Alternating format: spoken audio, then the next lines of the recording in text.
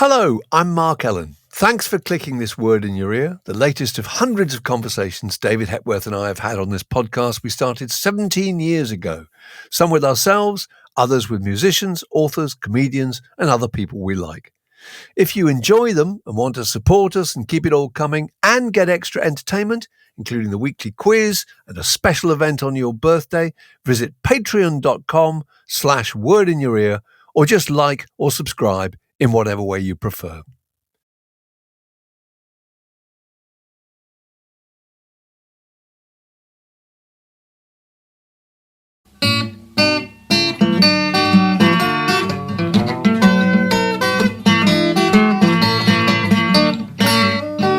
You're listening to a podcast from The Word. So, Mark, let's just go back a week before so much changed. Okay, so last Friday, which was what, the 2nd, was it? I think it was the 2nd of March. And in the afternoon, I got one of those little emails that you and I occasionally get. You get, hello, this is whoever it is at the BBC Radio 4 Today programme. We're thinking about doing a thing tomorrow morning, which was a Saturday, about whether the Brit Awards are still relevant to people today. And we thought we'd have a little, I think they may have used the expression round table. I wondered if you were available because we thought your opinions, terribly experienced, all this kind of stuff. We thought your opinions might be really interesting. And I immediately thought, well, I'm not getting involved in that at all because, having a go at the Brit Awards in the year 2025 is really like shooting ducks in a barrel. Give us the barrel, put some ducks in, blood sport. Load up the blunderbuss. It's a blood sport where the animals are tethered, isn't it? Really, yeah, they're already dead. Absolutely. And the other thing I thought is, whenever there's a round table or discussion, what always happens on Radio 4, particularly the day program, is that, if they bring you in to attack something, they bring somebody in to defend it. Oh, yeah, they have to. And what I can guarantee is this will be a 17-year-old graduate of the Brit School who will argue, no, actually. He's also a musician, would like to be on the programme someday. He's probably on the programme already, And, I don't think you're being fair, all this sort of stuff. So I thought, no, I'm not doing that. So I dashed off an email saying I was washing my hair or whatever I was doing. And then it came late Friday afternoon. We do the Friday afternoon quiz, don't we, with our Patreon, friends. Where we started at 6:00, and by 6:30 we came out. The world had changed. Absolutely. I went downstairs and my wife was virtually in tears. She said, please don't watch the news. I am heartbroken. It's what's happened between Zelensky and Trump and Vance. And that all happened while we were doing the quiz. So. While we were farting around some quiz. What was I can't remember what the answer was in that particular one. It was particularly trivial. Probably Belladonna by Stevie Nicks. It was the week before. It was Super Creeps and it was Scary Monsters and Super Creeps by David Bowie. That's what it was. I know. And I came downstairs and I just looked at my, YouTube or whatever, and New York Times website, and there's effectively almost a fist fight in the Oval Office. And I sent an instant message to you saying, they've broken the news, which is the old Chris Morris line, wasn't it? Yeah. From the Day Today. And I just sat there feeling, and there were many words were used to describe that whole encounter over the ensuing 48 hours. And I think the best word was David Brooks, who was a columnist in the New York Times. He described it as nauseating. And I thought that was the perfect adjective, because it was nauseating to look at in the normal sense of just sick-making behavior. Also, it made you queasy about the world situation. Absolutely. Yeah, the other word that people used about Vance particularly was the word vile. Yes. It became a kind of, and I thought that was a very appropriate word too. He was a vile human being. It's the vile president. Yeah. Yeah. So following that, I just sat there on Friday evening, and after trying to order my thoughts, I couldn't help thinking, well, surely the Brits aren't still taking place this weekend, are they? There can't really be a load of people kind of polling up to wherever it is, pretending it's important. Yeah, and I'd looked at the Brits' billing, and it suggested that this year it was promising a touch of controversy. A touch of controversy. I just thought it's the idea that, controversy is not something really you can promise, because if you promise controversy, then, I mean, the whole point of controversy, it's unexpected, really. It catches you from behind. Creeps up behind you with a kosh. And so to say, here's the controversy will be on at just maybe about 9:15. Somebody's going to drop a microphone or I don't know what. So you got that. And then I thought, actually, in the light of that, and it's the same with the Oscars too, that, everyone with the Oscars used to say, I wonder what will happen. A streaker once ran across. David Niven made a very funny, spontaneous comment. Do you remember? Yeah. Like the only way that man will get a laugh is by showing us his shortcomings. Will Smith punched Chris Rock. I mean, that was a big deal at the time. A Native American accepted Marlon Brando's award. The South Park boys turned up on acid wearing dresses. Those things happened, and people talked about them. But in the light of what had happened in the nauseating incident, it seemed like entertainment had been dwarfed by politics. Well, entertainment has been eaten by politics. That's basically what happened. Entertainment doesn't look very entertaining at the moment at all. Its ceremonies are very dull. Its ceremonies are like the ceremonies that used to attend politics, whereas politics, show business has completely moved into politics and has taken over politics utterly. But I was trying to thinking about the Brits, and the Brits there was always some story, whether it was Samantha Fox and Mick Fleetwood. Chumbawamba have thrown an ice bucket of water over John Prescott. I'm trying to imagine if that had happened after the Zelensky-Trump event, it would have had but you wouldn't have even been able to react to it. It wouldn't have mattered. It would have been superficial and moronic. And I was trying to imagine. I was trying to think back, and I think this is something we can all try and do, to our state of mind when what was life like when Prince being preceded to the stage by his Man Mountain Minder? Do you remember? Oh, yeah. With the word slave written on his face. Well, yes. Was considered interesting enough to kind of monopolize the news for a few days, wasn't it? Yeah.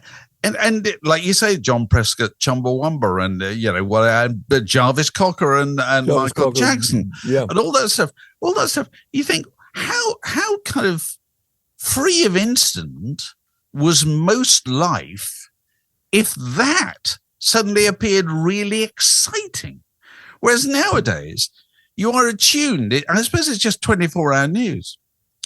You're attuned to the fact that.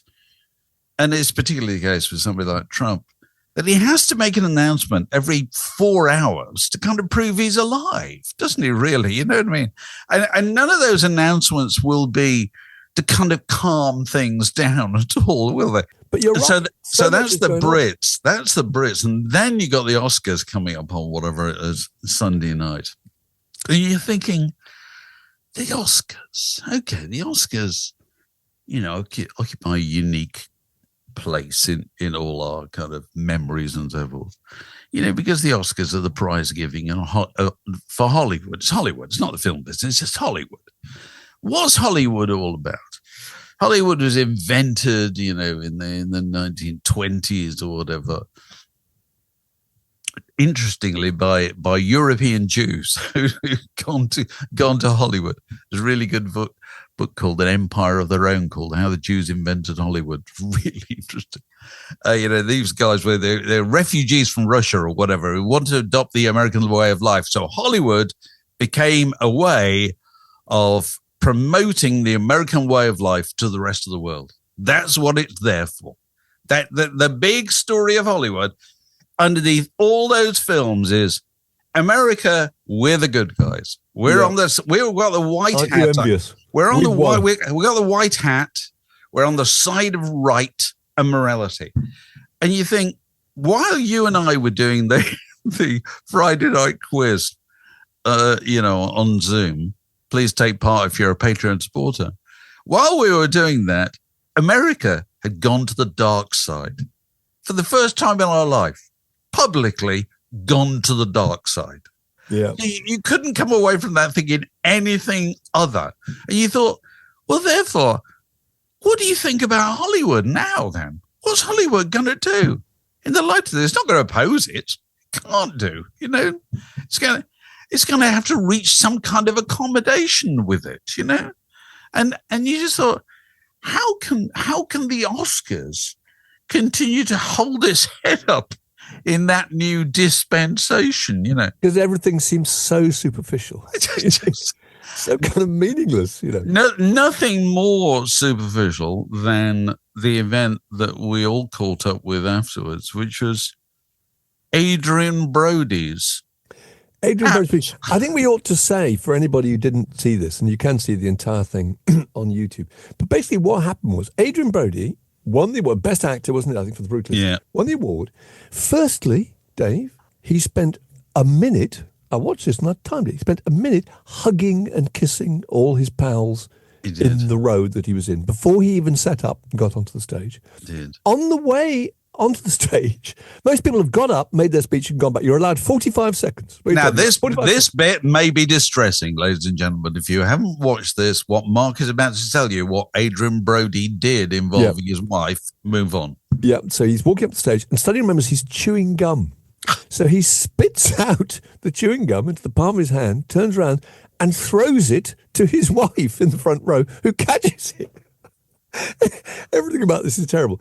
He then gets up there and spends the first 2 minutes talking about how being an actor isn't always the glamorous lifestyle people think it is. In fact, his opening line was, which it could not be less engaging, was, "Thank you, God, for this blessed life." And you immediately think you've got the tenor of what the speech is going to be about. It's going to be all about him, and it's going to be absolutely facile. But anyway, so he talked about the unglamorous life. He then did that classic thing of thanking all the people he wanted to thank. So this is all the industry people, the director, the co-stars, his girlfriend's kids, the beautiful Dash and India. This is the girl who just caught the chewing gum. We're already being told all about her children. It's just unbelievable. At this point, the orchestra, the music starts to play to get him off stage. They think he's winding up, so to encourage him. He's had 4.5 minutes already. He starts, and then he turned around and he said, "I've done this before. Turn the music off," which I thought was unbelievably arrogant, because it reminds you that he has already won an Oscar. He won an Oscar for, was it The Pianist? The Pianist, yeah. Pianist, yeah, but I don't know, maybe 15, 20 years ago. And so, and then carries on with a whole thing about one of those box ticking things where he says, where if you don't applaud what he's saying, it reflects badly on you. He talks about the lingering traumas of war and anti-Semitism and racism. And of course, in Hollywood, you're obliged then to applaud, because you can't be seen to, if you don't applaud, it means maybe you're in support of the lingering traumas of war. I'm all for that, And eventually they played the music again and got him off. And so the entire sum total of the whole thing was he was on stage for 7 minutes. I think the speech was nearly 6 minutes, but he was on stage for 7 minutes. The longest Oscars speech in the history of the Oscars. And palpably the worst. Wasn't it terrible? Definitely the worst, because really interesting, because if you studied it, what he was doing was performing. He was acting. It's basically, I've got a scene where I'm just expected to emote. But what he didn't have is the one thing that makes all these demonstrations of acting that win Oscars memorable, which is a script. He didn't have a script at all. No. Consequently, he didn't know what to say. He was just trundling around cliches in his head, and adding them to the kind of music of what he was doing. Because basically, all he was doing was saying, "Look at me. Look at me, look at me." And if he had, Mark, a scintilla of human decency about him, or the remotest trace of fellow feeling about his fellow actors who had similarly been nominated and hadn't won, he would have said, "Thank you," quickly and got the fuck off, wouldn't he? Because how much do you want to torture and flaunt your success in front of those people that you spent 7.5 minutes None of whom doing. we ever mentioned either, because the other thing is you always have to say, what tough competition. Well, I think he really did. admire all of them. I'm a lucky, lucky person. I think he said they were all geniuses or whatever. Yeah, it's just nonsense, But I mean, and they're all just sitting there thinking, "Get the fuck off!" He was deathly quiet when he came off. Oh my Lord. Oh God, it was a total silence. It was terrible. It has Trump's speech was 1 hour and 40 minutes, mind you, riffing wildly. But what have we learned about speech making, Dave? Oh God, I tell you what I learned. Well, I learned about speech making long ago, which is, well, listen, all the old stuff. You know my belief. You start in the middle and you finish soon afterwards. That's how speeches should work. People listening to speeches, people listening to successful speeches, should feel that it's about to finish any second. That's why they listen. If they think this is going to go on for 10 minutes, 20 minutes, an hour, they stop listening totally. They just think, I'll zone back in later on. This is going to go on for a while. It's like a drum solo. What's the only interesting thing about a drum solo, Mark? Well, the bit where it ends. When it ends. When's it going to stop? When it ends. It's as simple as that, And, it's like, I think Neil Tennant said this about live performances. The best bit's the beginning and the end. Yeah. So people should always feel that it's about to end, and therefore it has their attention. And whereas Trump says, as a simply interminable, like Fidel Castro kind of just used to go on and just talk because he knew people had to listen. It's kind of interesting. It's different in quality from, in the 19th century, in 1860 or whatever it was, Abraham Lincoln was running for senator in Illinois against Douglas. I can't remember Douglas's first name. Anyway, and they had a series of debates, public debates in, I think, 7 different cities across Illinois. And thousands of people would turn up. And they were both talk for, an hour and a half or whatever. And they were probably debating rules and wind-ups and so forth. And they had no microphones, no artificial means of getting attention, but they could keep people's attention because they did say things, Yeah. Whereas a Trump speech is just a kind of, it's a long riff from which TV can just pluck bits, isn't it? He's just developing it's not stuff. Joined up at all. No. It's just trying to come up with sound bites. When he has one he likes, he just repeats it. It's very beautiful. It's going to be very beautiful. He always repeats anything he says that gets a laugh or applause because it's the first time he's heard it. Yeah. Because he thinks, oh, God, yeah, I just realized what I just said. So he then says it again immediately. I think the most important thing about speech, I've done some best man speeches and all that, but I think the most important thing is, as you say, is you've got to tell people straight away, I'm going to be brief. They've got to feel it. And I think also there's little signals as well. If you have no notes, people worry that you might be improvising. If you have a script, they worry that you might be just reading the script, which is quite hard to understand. The best is a little tiny card with some bullet points, which means you've thought about it. You've got a structure. And I think as well, certainly with best man speeches, I think a really good ruse was always to say 5 things you need to know about Derek. 5 things that have a story that illustrates each one. Yeah. And then you're only getting 5. And there's going to be a story. So number 1 is he's fantastically funny. And here's an example. You know what I mean? Number 2 is he cares about other people. 3 is he's wise or whatever. 4 is he used to be a complete idiot. And let me give you an example. And 5 is something really touching like, he'd make a great husband. And these are the reasons or whatever, And people then know where they stand within that. They know, we're on number 4. You say, number 4. And the examples of terrible speeches I've seen that went wrong was one speech, famously to a friend of ours who was getting married. Somebody got up and made a speech about the A to Z of the bridegroom. And they got to sort of, to C, and it was kind of, C, cars. I mean, weekends go by when he's tinkering with his cars. And you're thinking, oh my Lord, we're only at C. And, people going out to make phone calls, You've got to be able to... Bob Monkhouse at an EMAP, our publishing company we used to work for, an EMAP thing. Bob Monkhouse did the 20 things you need to know about advertising. He got to 11. After 11, he went, number 18, he just missed out. You've got to be able to put yourself in the shoes of the people in the audience, and you've got to suspect that no matter how brilliant you are, or whether you're Stephen Fry or God knows who, they're getting bored. They're getting restive. Whereas a bad speech maker has no concept of that at all. No, they are raring to put away a bucket of fizz and kick off to come on eyelid on the dance floor. They don't want to hear any more of this.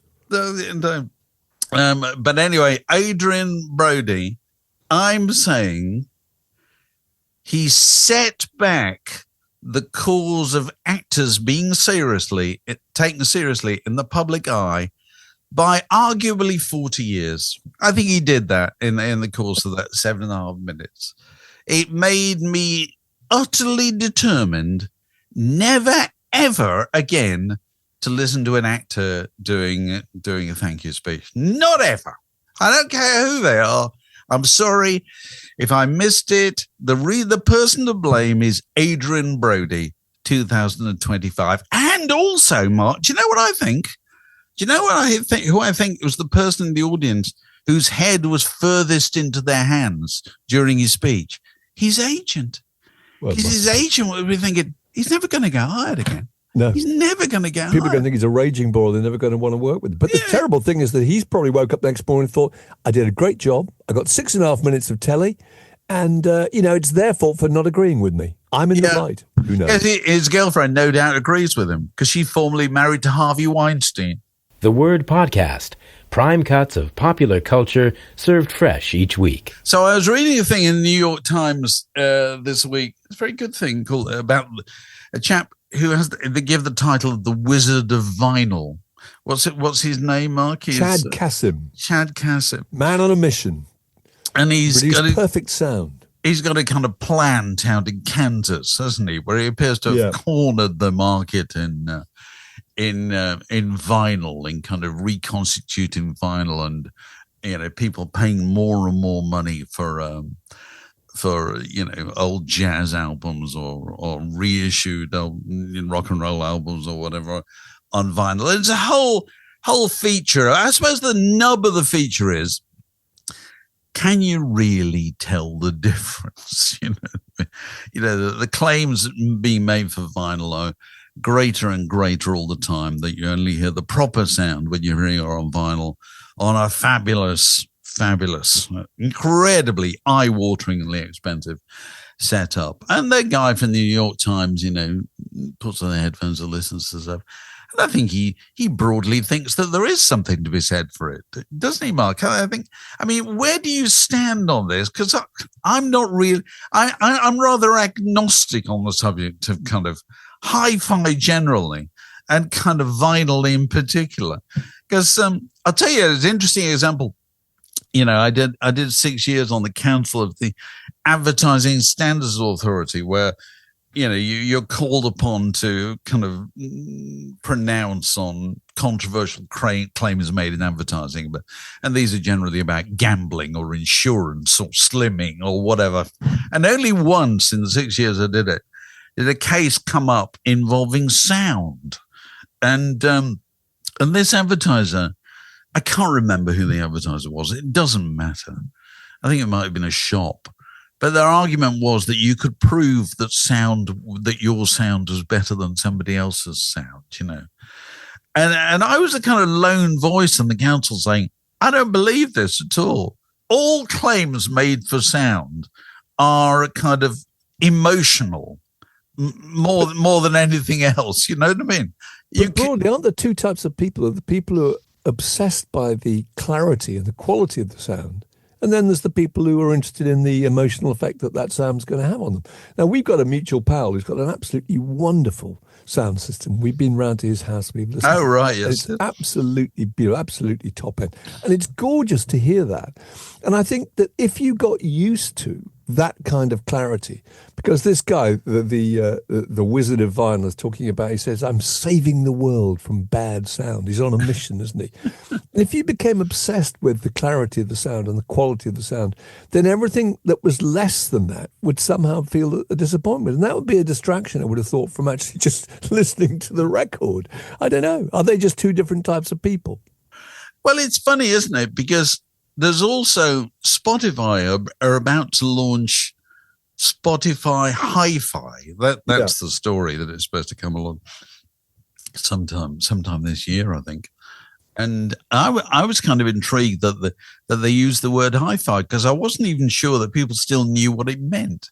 Do you think your children? Well, we all talk about our children as if they're kind of if they weren't small children in the sad bit, rather than people, wrangling children and so forth. I'm not sure my kids would know what hi-fi meant. I don't think they would know what it stood for. No, they wouldn't. I mean, there are possibly even people listening to this who aren't aware that it's high fidelity, and it goes back to the late 50s, early 60s, when the LP record came in. And it's quite interesting reading about the glory days of hi-fi, because, it was often described as a hobby, which is quite interesting. It's like fishing or train spotting or no. What's your hobby? My hobby is hi-fi. Oh, that's great. So in the evenings, he goes into a little room and he puts on a Louis Armstrong live album. Love, that's a great idea. It is. It's supposed to like being a radio ham. I suppose it was. Yeah. But maybe, it was a male thing, wasn't it? Yeah. Predominantly. It also involved equipment, which is very male. It involved equipment, you know. And that if you were going to be a bit of a hi-fi bore in the 70s, up to the early 80s, you had to kind of know about all component bits, didn't you? Yeah. Oh, you need a new cartridge. And now most people wouldn't know what a cartridge was. No. They would sort of talk about a needle. They wouldn't talk about a stylus or, you're going to need a stylus or you're not going to be able to hear anything at all. Trust me. I was watching. You're going to need a tuppenny bit to put on the top of the arm. I was watching this old Not the 9 o'clock news sketch. You can see it on YouTube, where Mel Smith goes into a shop, and behind the counter you've got Griff Rhys-Jones and Rowan Atkinson. And he says, I want a gramophone. And they just laugh at him openly. I've seen that. Because asking for a gramophone, And they're just trying to wind him up. So, do you want Dolby with that, mate? That's right. And that's what buying hi-fi used to be. And then along came CD. And then along came, downloads and streaming. And what these things did was, it's twofold, really. They made most people no longer worry about sound quality, because they couldn't hear pop and clicks anymore, because they're no longer vinyl. And because there were no longer component stereos, they weren't worried about whether they got the right kind of speakers or anything like that. And the other thing is that they just completely demystified hi-fi, didn't they? That's a stroke. So the whole idea of sitting around talking about woofers and tweeters just seemed to belong to a vanished age, didn't it? Yeah, because you were guaranteed perfect sound anyway, so you didn't need a load of equipment to ensure that happened. But it wasn't perfect, but it was it was certainly not perfect. No, it wasn't perfect. But the interesting thing about the whole MP3 thing was, although you can undoubtedly prove to people that they're only getting a small proportion of the sound that was actually recorded, most people don't care. They just don't care. No. I haven't seen any indication that they're starting to care anymore. Have you? I mean, are there hi-fi shops on your local high street? There was one, but it's gone. It's gone. This is it. I don't think they care. It's funny, I think one of my favourite recordings that I've got is one that John Savage, our old pal, the author and rock critic, made me. And he'd simply recorded to CD a load of vinyl singles from the 1960s. Oh, with the crackle on them. Yeah, with the direct to CD. So you got the crackle and you got the warmth and you got the actual sound, but you got the convenience of it being on a CD. So you could bang it in and it was really clear quality.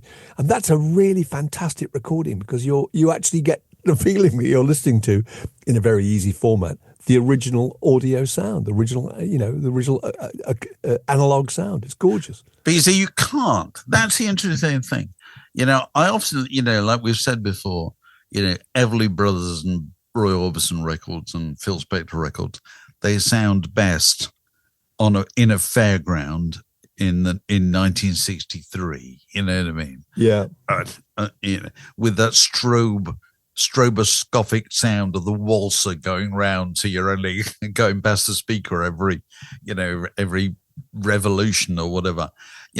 I can think back to hearing Like a Rolling Stone on a jukebox in a coffee bar in Wakefield called the Shady Nook in 1965. Yeah. I can think back to all those things. Can I make that sound again? No, can't be done. You can't retrieve sound out of the past. Yeah. Because it happened at the time it happened, on the technology that was available when it happened, against a background that was of the time. You know what I mean? You can't bring it back. No, it's caught up with the moment. It's not just the sound of it. It's you being in that cafe. It's the smell of the frothy coffee and the pork pies or whatever, and it's the people, and it's the rattle of cutlery, and it's that moment, isn't it? It's the age you were. Yeah. And so when I read that, this thing in New York Times, the Blizzard of vinyl, and it's very interesting, no doubt about it. And there's no doubt people get an enormous amount of pleasure out of, buying old records on, some kind of reconstituted vinyl, heavier vinyl, mastered to a high quality. Technology, keeps improving all the time. It is that I think the reverential hush that surrounds the playing of those things nowadays didn't really exist in the past. You were excited to get the record. You just played it, and you played it 30 times in a row. Now, nobody going and buying their kind of, and actually we did a thing the other day, I don't know if it's gone out yet, with one of our Patreon birthday guests who ran a shop, a record shop in Sydney, Australia. Was it Sydney? That's right. It was Sydney. Yeah, Sydney. Just selling, largely selling Japanese vinyl, didn't they? Which is absolutely people came huge distances to buy it. Yeah. I find that sort of thing absolutely fascinating. But that piece was mostly about the idea of being in pursuit of perfect sound, and I think our takeaway from this is that our idea of perfect sound is possibly imperfect sound, isn't it? I mean, what is perfect sound, and why would you want it anyway? The Word Podcast, prime cuts of popular culture served fresh each week. We were reading, weren't we, the other day, something about Mitchell and Webb's sketch show coming back. They're doing a new version of it, and the new series coming out later this year, which is really interesting because it struck both of us, didn't it, that there haven't been that many sketch shows recently. If you think about it, Little Britain and Catherine Tate, Armstrong Miller, The Fast Show, Smack, The Pony League of Gentlemen, Big Train. There were millions of them. Before that, there was all the French and Saunders and Harry Enfield and Fry and Laurie and Two Ronnies and, Not the 9 O'Clock News. It was a big part of the structure of kind of British TV entertainment. And I wondered why there hadn't been that many sketch shows. And I figured there are probably two reasons. One is in the piece we were reading about it, they were talking about how expensive they were. The Mitchell and Webb, the first series, which was very good. I saw quite a few of those, actually. The thing they did after the Peep Show was very, they had a riff in it. Did you ever see any of the clips of Number Wang? Number Wang was a completely incomprehensible game show that they worked out, where Robert Mitchell is the host. Olivia Colman is always one of the guests. And they just say random numbers, 23, 6.7, and occasionally he'll go, and that's Number Wang. And so you don't understand the kind of logic of it. Anyway, it cost £10,000 to build this set. They thought it was worth it because they were going to use it several times. So, they are very expensive. But the thing that struck me too was, I wonder if the basic structure, the superstructure of sketch shows isn't stereotypes. And if you did the Fast Show now, I wondered if you could do it, because we have a totally different view now about this idea of stereotypes. In 2025, we're all individuals, aren't we, Dave? Everybody's on a personal journey. Everyone has their own truth. Nobody likes to be thought of as some kind of sheep-like member of some kind of flock somewhere. And if you did the Fast Show now, would you then get criticism about an overweight girl worrying about the size of her bum? Would you get criticism about a senile old man? Are you laughing with him or are you laughing at him? Would you get duffed up for having a thing about a very, very drunk person? Is that glorifying booze? Swiss Tony, are you applauding a crumpeteer? The Sue Taylors, who are a bit camp, wouldn't that get some grief? Colin Hunt, do you remember?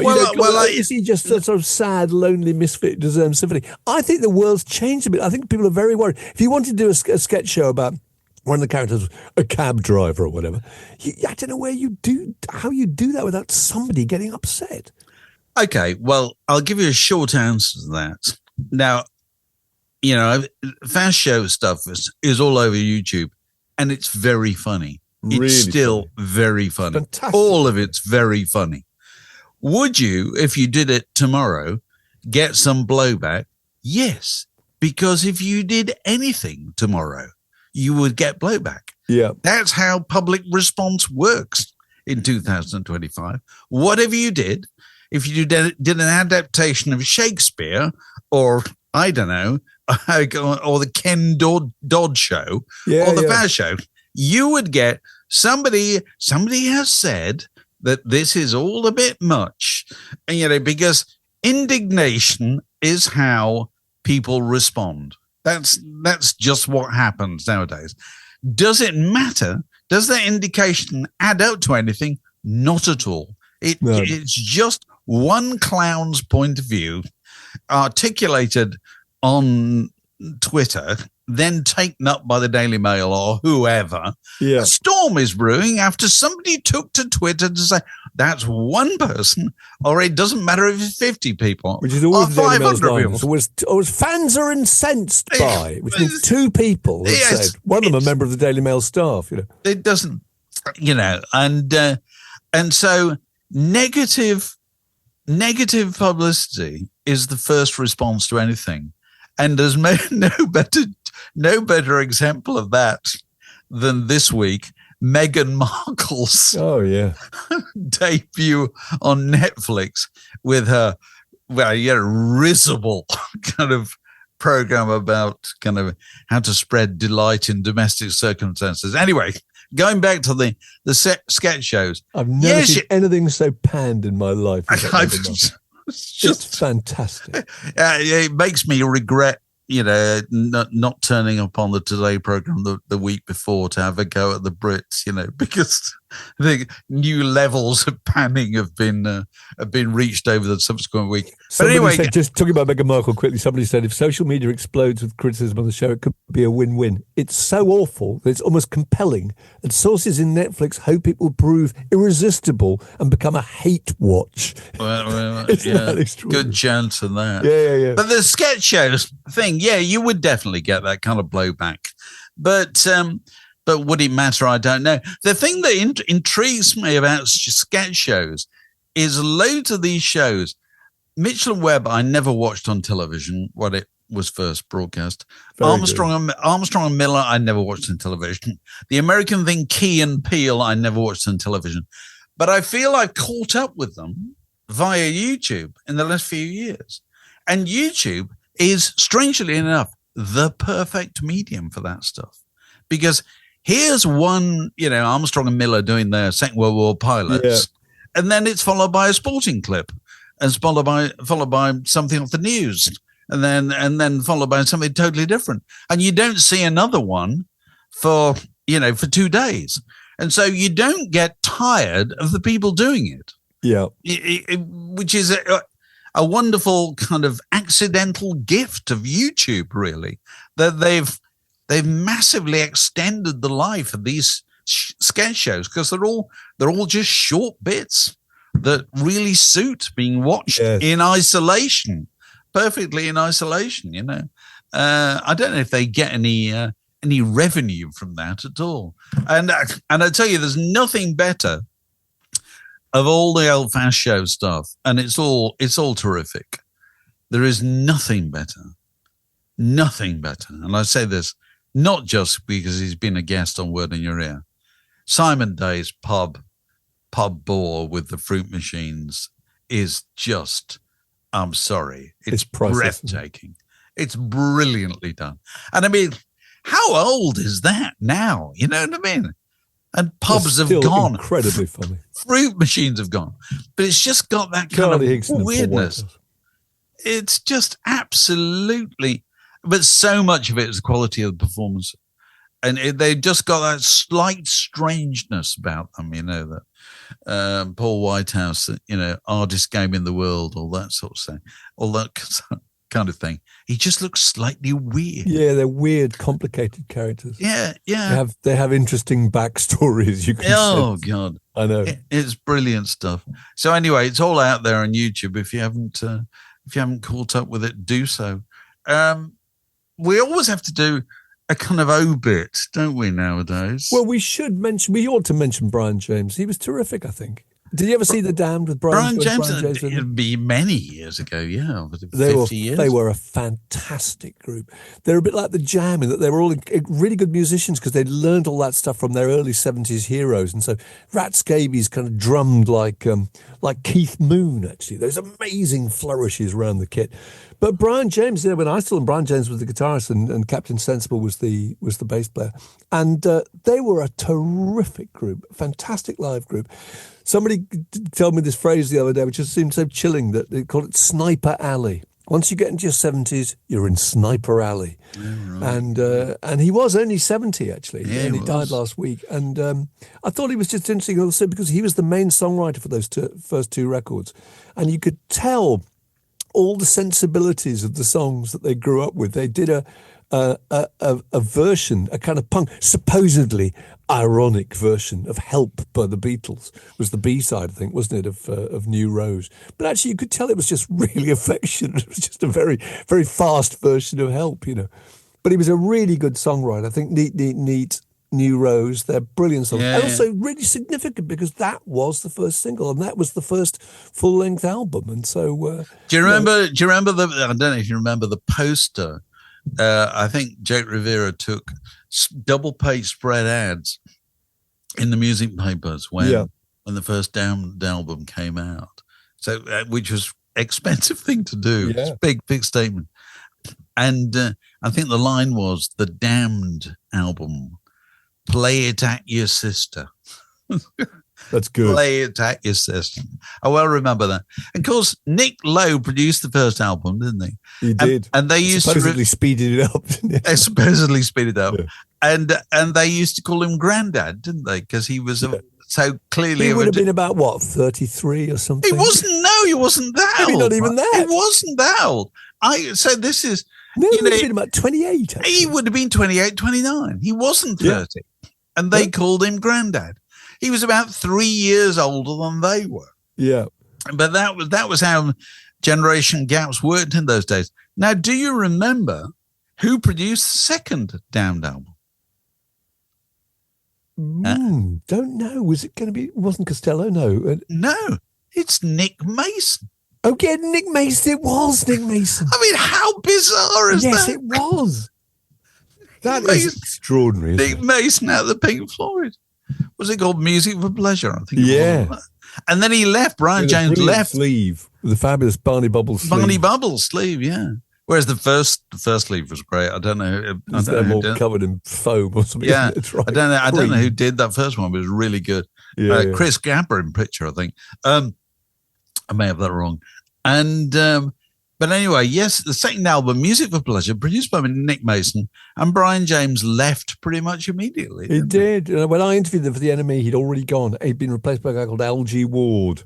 Oh, and I was sorry. I did this thing where I got to interview all of them separately. It was fantastic, including Captain Sensible at the nets, practicing his cricket at the nets. It was really lovely. Really? Very old school guy, Captain Sensible. Lovely bloke. Which nets? Don't know, somewhere down in Wimbledon there was a little place where you could go and practice cricket. Was it Alf? It wasn't Alf Gover's cricket school, was it? It might have been. I think it might have. It might have been. He lived down there. That's absolutely extraordinary. Yeah. My God. He lived down near Croydon, I think. The Damned, the great British institution. We shall not see their like again. So what else have we been doing this week, or what have we got published on Word in Your Ear? Our chat with Ian Leslie. That was really good. About his fantastic book about John and Paul. John and Paul. That's good. That's up. We talked to John King, didn't we? Of the Gang of Four. I don't think it's out yet, but it will be out presumably pretty much. It will be very soon. Yeah. John King of the Gang of Four. What a good story and a good story. Very good story. Very, very interesting indeed. We talked to Moon Zapper, but that's not coming out for a week or two. So we've had them all in our cab, we will have them all in our cab in the future. And, if you haven't already done so, why not be a Patreon supporter and ensure that this work of vital national and international importance continues in the style to which you've no doubt grown accustomed. If you want to find out about being a Patreon supporter, go to patreon.com/wordinyour-ear, and why not join us, as has Adrian Ainsworth. And on the occasion of his birthday this year, Adrian joined us to throw his personal log on the conversational fire that is Word in Your Ear in the shape of a grouse about greatest hits albums. This is a junction in the Word podcast. It separates that bit from this next bit. Well, I've always been interested, I guess, in because I should say a caveat at first, which is that on the two albums I'm going to mention in particular, I love the music. It's got nothing to do with the artist or the content, but it's more to do with, how a greatest hits compilation can go so badly wrong or be so inadequate. And I'm sort of like last year, I'm shamelessly using this podcast as therapy to help me sort of cope with, with these two records. I've got what I think is the most extraordinary example of this and the most offensive. So the extraordinary one is Island Life, the Grace Jones compilation. Right, okay. Which, by my reckoning, by the time that came out, she'd released 7 albums, and I think across all territories, almost 30 singles.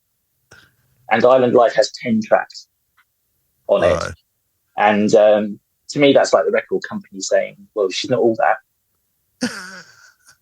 It just feels like such a kind of will this do effort, particularly when a year or two later, Island put out a double album that was just about themselves, didn't they? The Island story or whatever. So the fact that Grace Jones wasn't worth even a second disc of vinyl, I find, extraordinary. But the other one is Kate Bush, The Whole Story. And I've talked about Kate Bush on this podcast before. My love for Kate Bush knows no bounds, really. But when The Whole Story came out, that's got 12 tracks, and she'd released 23 singles by that point. I made a point of counting them. 5 albums. And I wish I could find where I read this, but apparently one of the reasons that she just apparently Kate Bush isn't particularly interested in looking back or kind of revisiting past endeavours. I mean, I think that must have changed a bit over the years because of the director's cut record and things like that. But at the time, the record company, I think, just wanted to cash in on Hounds of Love. And I think Kate Bush was okay with it because she had the Experiment 4 song and she could never come home for it. And so it just seemed, like a good idea at the time, I guess. But I remember even as a kind of young Kate Bush fan, sort of getting the record home and realising there are only 12 songs on it. 3 of them are on Hounds of Love already. So if it's owned by all the people, if it's targeted at all the people that bought Hounds of Love, that's a quarter of the album you've got already. The version of Wuthering Heights is re-recorded with a new vocal. Oh, and that was some kind of B-side, I think. And to add insult to injury, when you opened the Gatefold album, it had pictures of all of the single picture sleeves in. So a whole load of A-sides that weren't on the things you're not getting. We're not on the record. That's amazing. It shouldn't affect you because you've got all these things anyway, haven't you? This is what you could have won, and then to sign off on calling it The Whole Story. Yes, it's a bit rich. It's a bit rich. Can I say a few words in defense of the people who put these things together? Please do. And the reasoning behind why they're put together. And I haven't got Island Life in front of me at the moment, so I can't see it and check it and so forth. But, if you're if you're putting together a thing like that, you're aiming at loads of people who probably don't have a Grace Jones record at all, and aren't aware of the fact that she put out 30 singles, and really don't care, because actually the worst thing you can do with those people is overface them, is give them too much. It's here's the best. Here it is. That's the conciseness is a huge part of the appeal. Whereas you are the kind of mad fan, and the mad fan always, without exception, finds the basic greatest hits deal offensive. Yeah, you object to it on principle. You've got all these things. And also, as you know them all, in your head, you've got your fantasy greatest hits already worked out. And it's never going to coincide with what they're offering you. I think Dave's right, because they're giving it to people who just want a taste of Grace Jones. And the other thing is that surely that if you're putting out a best of, then to put out a genuine best of with all the best tracks, which sort of has happened on occasion, I suppose the Bob Marley to some extent and the Queen one, and maybe the Eagles, But if you do that, then you're robbing yourself of the opportunity to put out another best of with a load of other stuff on there. Well, interesting. Here's a pop fact, Dave. How many Creedence Clearwater best of compilations are there? God, I know. Because I've just counted them. Go on. 46. There's a new one. There's a new one just come out. No, all right. There's 40. I stand corrected. There are 47 Creedence Clearwater. There are infinitely more best of albums than there are singles to put on it. Oh yeah. But it's funny you should say about the Eagles' greatest hits, because the Eagles' greatest hits, I think I'm right in saying this, is the biggest selling album of all time. Is it? If not, it is in America certainly. But didn't they then put out Volume 2? Oh, did they? Yeah. When the group's broken up, it's like, these were the greatest hits, and we all agreed. And now, I tell you what. That can be part of the problem, doesn't it? Because, I think very few people can argue, although I suppose if you hate Queen, you would argue, but I think very few people could argue that Queen Greatest Hits is kind of like one of the most famous single artist compilations ever. It must be. And then I think when they brought out the Volume 2, it didn't kind of update the track listing. It was just, I think, Volume 2 picked up from where the first one left off. I could be wrong, but I think I can't remember. But the idea of thinking, I know I'll play this particular greatest hits album that just happens to miss out about 14 of the best songs, because I prefer tracks off the Miracle, for example. It just seems a bit weird. Do you know what the most offensive case of padding out of greatest hits occurred not long ago, when they put out the Beatles' Red and Blue albums on CD or remastered or something. Yeah, they remastered them, didn't they? And they put them out on CD. And at the end of what's the second one? The second one, the Blue album. Blue album, yeah. Yeah. At the very end, because you get through the long or winding road or whatever, and the Beatles break up, and then, they put Now and Then on at the end. How annoying is that? That is absurd. It is absolutely preposterous. That's particularly baffling. And I think, didn't they do something like on the vinyl version of the Red and Blue reissues? They just added an extra disc of songs. Something like that. So you had the original 2. So that I think presumably so they didn't have to recut some kind of master or something. But you had the original 2 discs and then a third one. There's always 2 things going on with a compilation of greatest hits. 2 things. One is saying this is the last word. We've settled it. And then the other thing is, but how can we make a few more quid? Yeah, we've got to make some more money. Those are 2 things at the same time, Yeah, it seems to be happening. It seems to be happening again, because I noticed that there's single disc Springsteen and Dylan compilations have come out recently. I know there are loads of Dylan compilations, but this one I think has something like 12 tracks, for Dylan, and with an enormous sticker on the front saying "career spanning," and I think that's the most example the word career spanning, doing heavy lifting there, that I've come across. You probably find actually post a complete unknown, they'll probably be doing another one. Actually, they'll probably be doing another one. Because what happens, and they, I know Tony Wadsworth told me this, who used to run EMI, that companies are constantly, regularly doing research into the salience of their big names. So how do people feel about the Beatles now? How do people feel about Queen or Beach Boys or whatever? And then, of course, what you can also see, thanks to Spotify, is you can see what people like. What are the most streamed things? So if you put out a Bob Dylan album now, you'd probably front it with completely different stuff than you would have done it if you put it out, 20 years ago or whatever. Because the market now is for a load of people who want the songs that appeared in A Complete Unknown, but done by Dylan. That'd be a really sensible idea. Yeah. Probably with a little drop in of Timothy Chalamet at the top. They haven't already released. No. They haven't already released the album, haven't they? With the cast doing the song. Oh, I think there's a cast soundtrack. Oh, I think so. Yeah, I think so. I find it a bit peculiar wanting to listen to that, without watching the movie. That's a little bit weird. It's absurd. It does seem absurd. Somebody pretending to be Dylan, sounding a bit like Dylan, singing Dylan's song. Here they are, second best renditions. Second best, The Legend. Oh, well. Well, Adrien, I don't. We can't do anything about your problem. No, I realise I'm hovering around my 40th anniversary of being bothered about this. But,